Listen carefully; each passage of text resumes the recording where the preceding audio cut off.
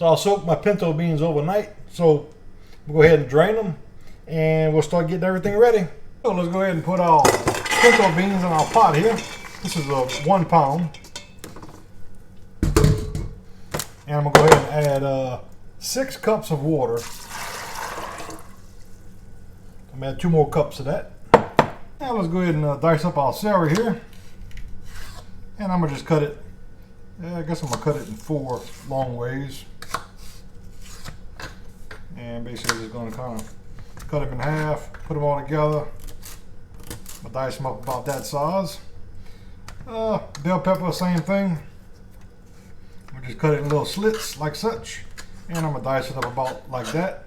And for the onion, I just like to cut them, once you got it cut in half, cut them long ways like such, and then turn it, and then you make the dice like this. Okay, one more addition for meat. I got some of this Earl Campbell's Andouille smoked sausage, and I'll add a half a link of that to it, just to make it an all-in-one type meal. And I cut them kind of big, so got 5 pieces of that. So let's go ahead and get everything in the pressure pot. Already got my beans and water in there, so here's my ham hocks. Here's my sausage. Go ahead and put all my vegetables in it. And all my seasoning. We got the cayenne, and that's a half a teaspoon. We got 1 bay leaf. We got a half a tablespoon of Cajun seasoning. And we got 1 teaspoon of garlic powder and paprika. I always find there's a trick to getting this lid on this pot. So here's how I do it. If you notice, I put a little arrow right here with a permanent marker. Got my Instant Pot here. Like I said, here's my little arrow. Hopefully you can see it. And if you notice on the lid, there's an arrow here. So what I try to do is line those up, and everything will kind of light up. Turn it. Always make sure this is up, and make sure this got play and this little button had play before you put the lid on it. So pretty much now it's ready to cook.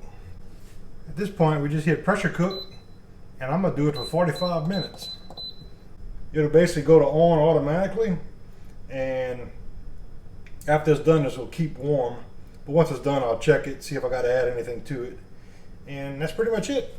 Hey, once the cooking cycle's done, it'll start increasing the count. Right now we have 6 minutes, so basically it's in a warm cycle. Now, even though it's in a warm cycle, if you notice, this thing is still up, so there's still pressure inside the unit. So we're going to go ahead and release that pressure, and here's the way I like to do it. Get you a kitchen towel, heavy duty one like this, and I just kind of lay it on top of it, and then basically you just press it, and it'll release the pressure out. So let's wait till that's done. Hey, once you get the pressure released, if you notice, this little valve will drop down. So now we're safe to remove the lid, and that's how we look.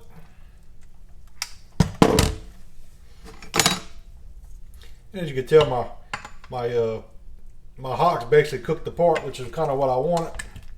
So I went ahead and took all the meat out. So, you know, basically it's falling apart at this point. So 45 minutes I found is perfect. Got a little extra liquid that I want in here. So what I'm gonna go ahead and do is I'm gonna take my pot here, and I'm gonna scoop out most of the liquid here. Not most of it, but some of it. And I'm gonna just reduce this down on the stove to get it to where I want.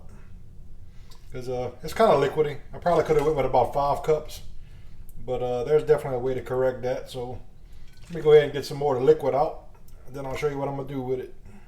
Well, there you go. I got it cooked down by about half, and it's thickened up quite a bit. I'm gonna go ahead and add this back to my pot now. I'm gonna give everything a stir and readjust my seasoning if I need to, and I'm gonna call it good. I'm gonna just go ahead and leave my pot on warm until I'm ready to eat. And here's our liquid. Go ahead and add it back now, nice and thick. Get all our sides scraped down, all that goodness out of there.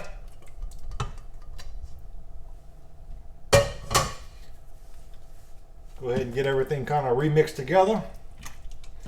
And give it one more taste. See if I gotta adjust the salt or any other seasoning. Got a nice gravy now. That's about where I wanted it. It's kind of hard to do in an Instant Pot, like I said, to get the the liquid consistency, but always, if I need to, I'll just cook it down after just to get it to the right, you know, where I want it. Go ahead and give this a little taste and see if I gotta adjust anything. Nope, I say we're good now. But there you go, that's how you make pinto beans in an Instant Pot. Takes about 45 minutes. And if you need to, go ahead and reduce the extra liquid as needed to thicken it up. But there you go, pinto beans in an Instant Pot.